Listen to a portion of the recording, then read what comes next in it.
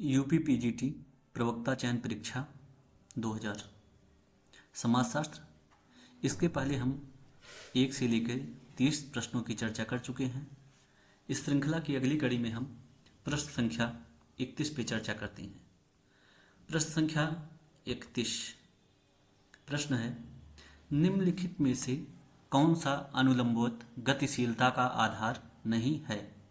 पहला ऑप्शन है जाति, दूसरा गुण, तीसरा योग्यता और चौथा उपलब्धि।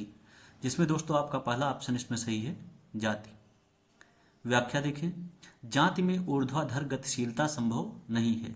श्रीनिवास के अनुसार संस्कृतिकरण के द्वारा निम्न जाति उच्च जातियों की रहन सहन, वेशभूषा, जीवन शैली का अनुसरण कर सकती है, न कि जाति संस्तरण में उच्च स्थान प्राप्त कर सकती है। अगले प्रश्न की तरफ चलते हैं। प्रश्न संख्या 32, सरकारी सेवा में पिछड़े वर्गों के लिए स्थानों के आरक्षण का प्रतिशत क्या है?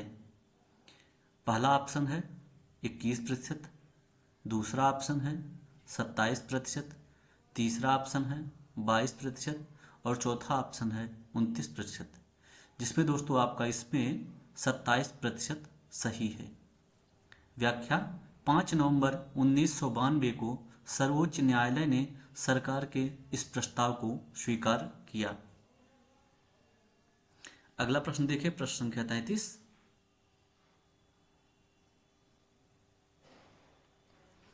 सूची 1 का मिलान सूची 2 से कीजिए। सूची 1, सूची 2। सूची 1 में है जाति, वर्ग, एकाकी, आश्रम। सूची 2 में है परिवार, प्रदत्त स्थिति, परिस्थिति, वानप्रस्थ, अर्जित परिस्थिति। जिसमें जाति प्रदत्त परिस्थिति से संबंधित है, वर्ग अर्जित परिस्थिति से संबंधित है, एकाकी परिवार का रूप है और आश्रम में वानप्रस्थ से संबंधित है। अगले प्रश्न की तरफ चलते हैं। प्रश्न संख्या 34, इसमें भी सूची 1 का और सूची 2 से मिलान करना है। जिसमें अल्पसंख्यक का संबंध ईसाई से है और धोबी का संबंध जाति से है, मुसलमान का संबंध इस्लाम से है और भूमि का संबंध कृषि से है। अगले प्रश्न की तरफ चलते हैं। प्रश्न संख्या 35,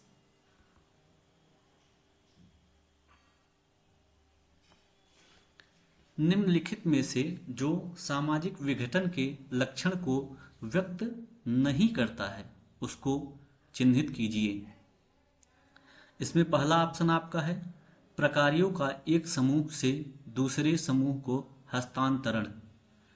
दूसरा ऑप्शन है भूमिकाओं में संघर्ष और तीसरा ऑप्शन है एकात्म्य का ह्रास और चौथा ऑप्शन है व्यक्तिवादी प्रवृत्ति का पतन।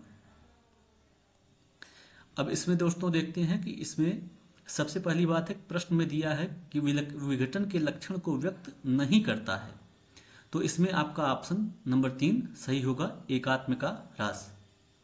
प्रश्न की व्याख्या में देखते हैं तो सामाजिक विघटन के प्रमुख लक्षण हैं। नंबर 1, लोकाचारों एवं संस्थाओं का संघर्ष। नंबर 2, एक समूह से दूसरे समूह को कार्यों का हस्तांतरण। नंबर 3 है वैयक्तिकरण और नंबर 4 है व्यक्तियों की भूमिका एवं परिस्थिति में परिवर्तन।